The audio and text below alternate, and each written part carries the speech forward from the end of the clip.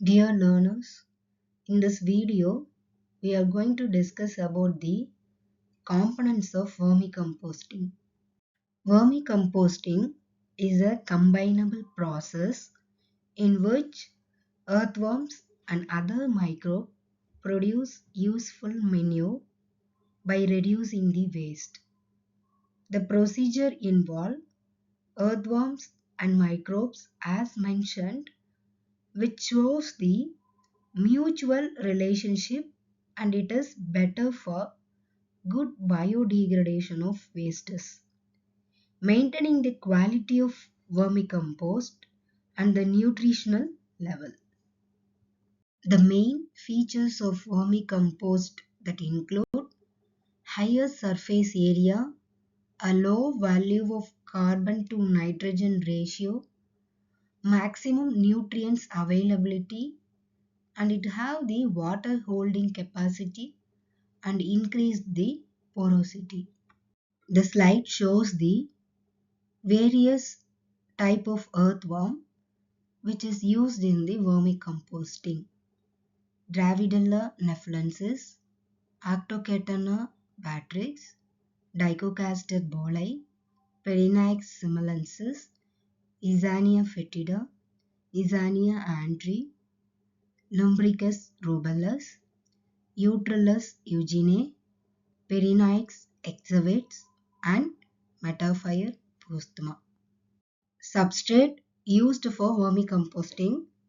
To get best compost, mixture of green and brown material used as a substrate.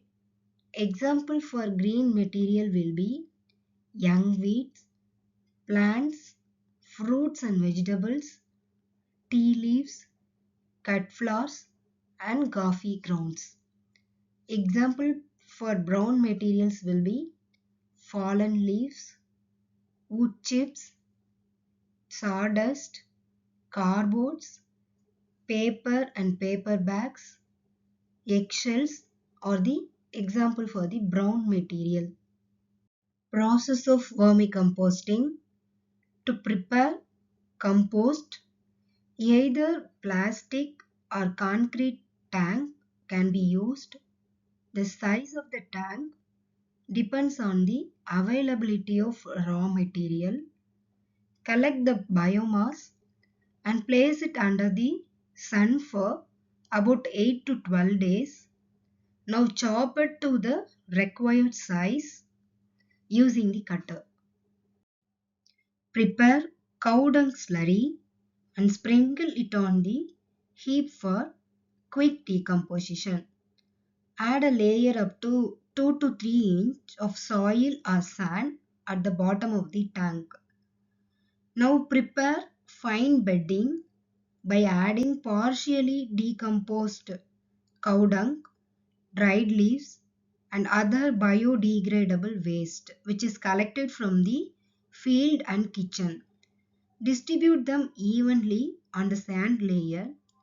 Continue adding both the chopped bio-waste and partially decomposed cow dung layer-wise into the tank up to the depth of 0.5 to 1 feet. After adding all the bio-wastes, release the earthworm species over the mixture and cover the compost mixture with dry straw or coney bag. Sprinkle water on regular basis to maintain the moisture content of the compost. Cover the tank with roof to prevent the entry of ants, lizards, mouse, snakes, etc. and protect the compost from the rainwater and direct light. Have a frequent check to avoid the overheating. Maintain proper moisture and temperature. Parameters need to check after the composting process. After composting, the biofertilizer need to check for the various parameters like temperature, pH and moisture organic carbons, nitrogen, phosphorus, like that. So in the organic carbon level, which will be higher before composting and it will low after. In case of nitrogen, it will be very low in the composting and it will be higher after composting.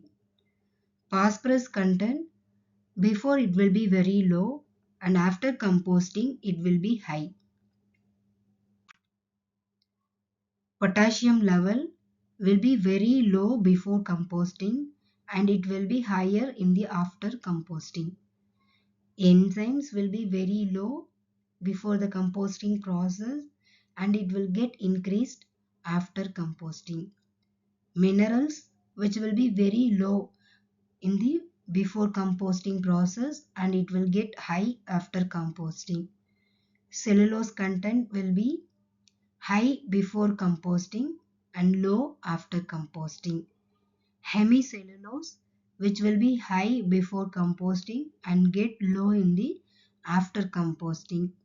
Lignin content, which will be higher before composting and it will be get lower after composting. Thank you for watching.